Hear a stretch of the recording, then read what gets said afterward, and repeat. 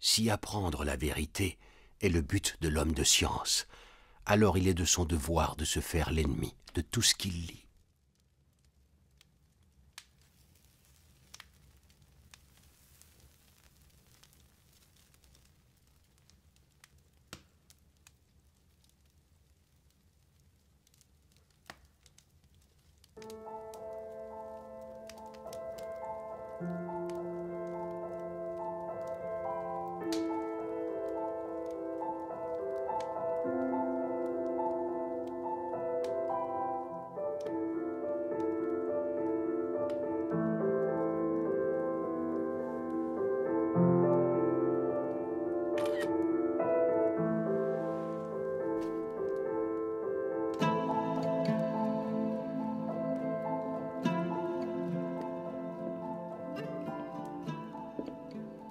Tu as un souci, Leila?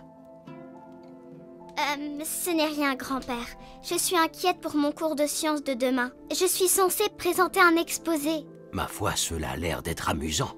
Et ça l'est. Je suis supposée expliquer comment on voit, et tout ce que j'ai, ce sont ces diagrammes que je ne comprends pas. Je ne vais pas y arriver, et toute la classe va se moquer de moi. Ah, l'angoisse est la marque de tout vrai scientifique. Parfois, il faut un peu plus que quelques diagrammes pour bien comprendre comment fonctionne notre monde. À présent, voyons ce que nous avons là.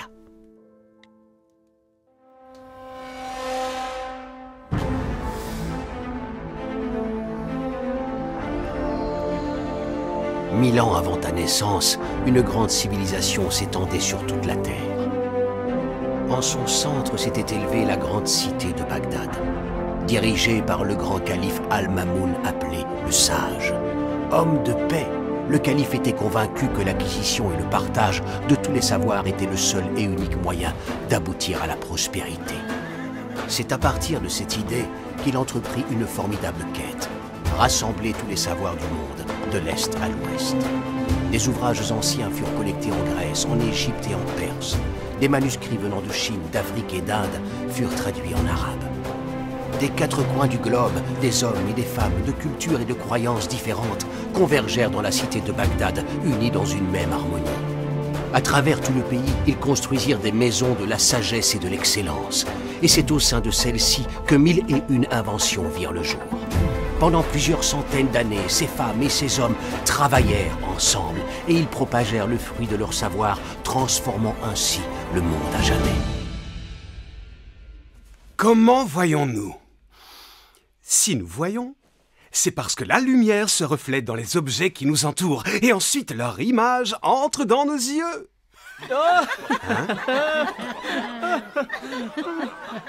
Ce que tu dis là n'a aucun sens, mon garçon.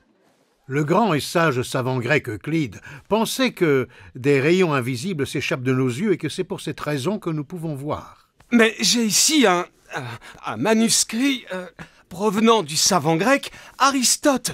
Jeune Ibn al-Haytham, tu devrais choisir tes sources avec plus de discernement.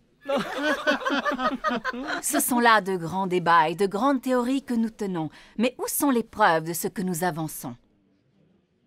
Mon ami de Bassora, le chemin menant à la vérité ne sera pas facile. Garde la foi.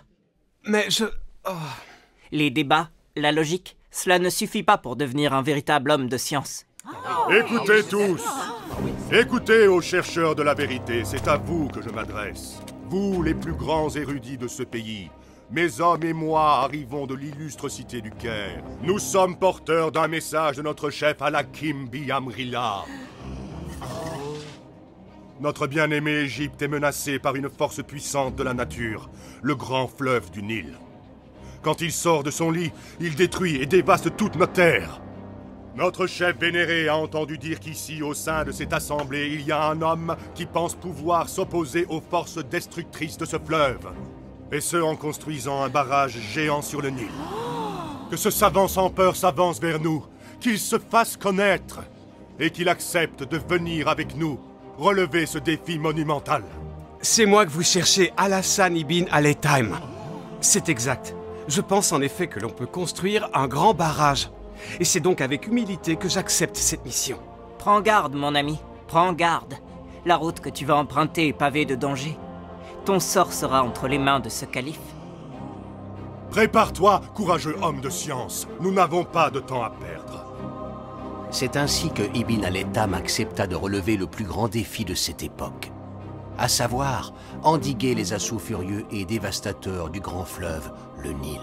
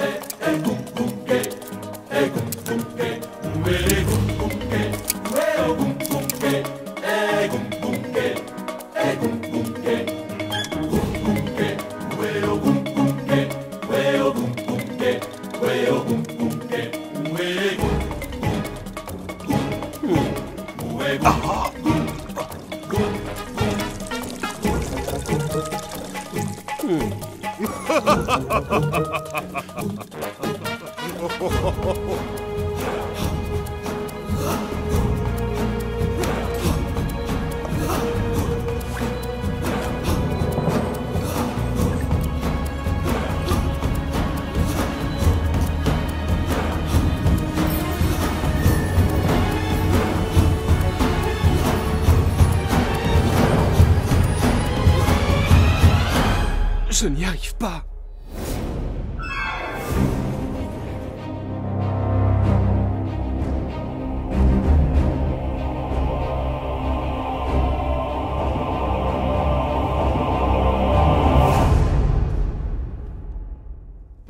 Il s'est passé quoi ensuite? Qu'est-il arrivé à Ibn al-Haytham? Pourquoi n'a-t-il pas construit le barrage sur le Nil? De nombreuses histoires existent sur les raisons de son échec. Selon certains, il a réalisé que construire un tel barrage ferait sortir le Nil de son lit et détruirait un grand nombre de villages. Mais à lui, que lui est-il arrivé? Quel genre de sort le calife lui a réservé?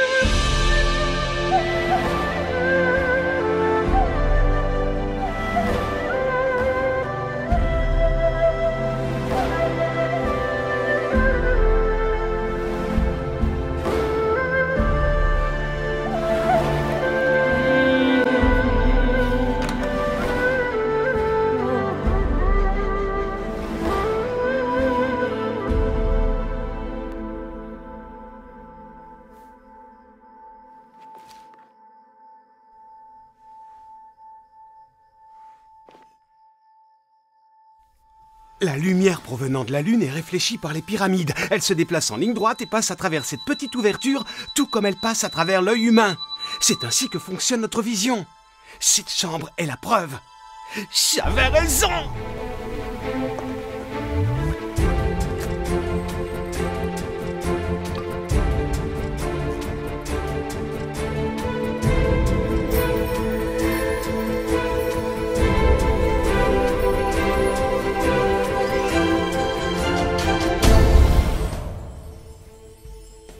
Le temps des débats théoriques était à présent révolu. L'heure était désormais aux expériences. Ibn al-Haytham avait fini par percer le mystère de la vision. Grâce à cette chambre noire, il avait trouvé la preuve qu'il cherchait.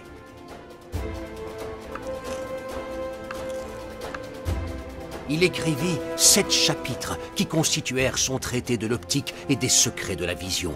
Certains des mystères qu'il a résolus demeurent toujours une énigme pour un bon nombre d'entre nous.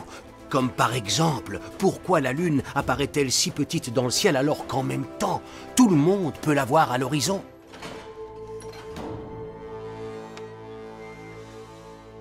Notre chef vénéré a disparu. Il ne fait plus partie de ce monde.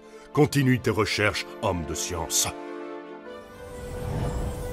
La période durant laquelle Ibn al-Haytham écrivit ces pages coïncida avec l'avènement de l'âge d'or du monde musulman. Ses travaux ouvrirent la voie à bon nombre de savants. Son savoir se propagea et permit à de nouvelles idées de se développer. En Europe, Ibn al-Haytham était connu sous le nom d'Al-Hazen. De nombreuses découvertes que nous connaissons et utilisons aujourd'hui ont vu le jour grâce à lui.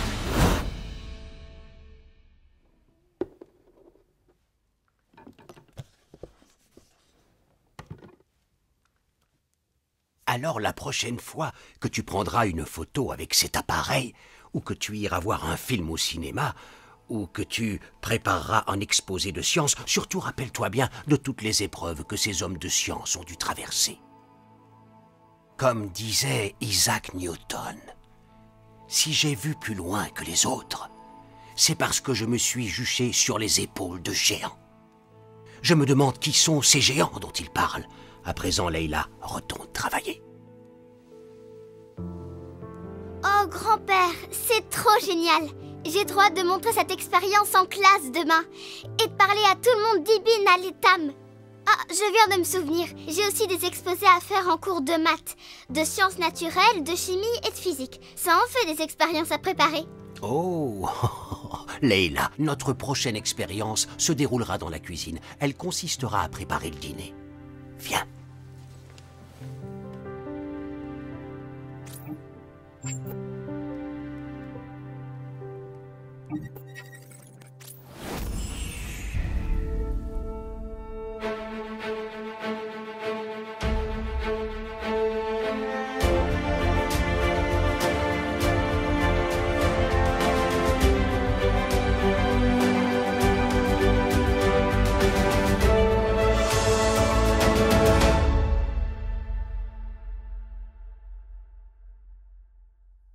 I saw through my tests and trials a road that ran 1,000 miles. At the end was only truth. I will shine on tomorrow like the way for all to follow. In the darkness I will shine. I will shine on forever. Take my chance. Can we do a pickup from... How dare you? 13 take 1 I'm having a terrific time. I love it. I love it. I wasn't sure when I came from Paris. For 2 years now, I've stopped completely because I was old. I don't speak as well as I used to. And all this, it's very complicated. I didn't want to work anymore because I was not anymore what I wanted. Destiny will make the change we want to see.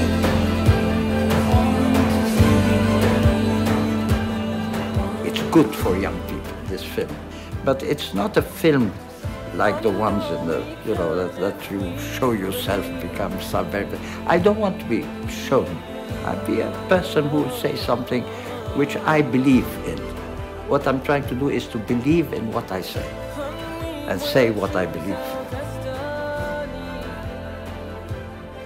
Because it's important. It's an important subject. We'll be doing it. We'll be doing it. Watch it. I believe, I believe, believe.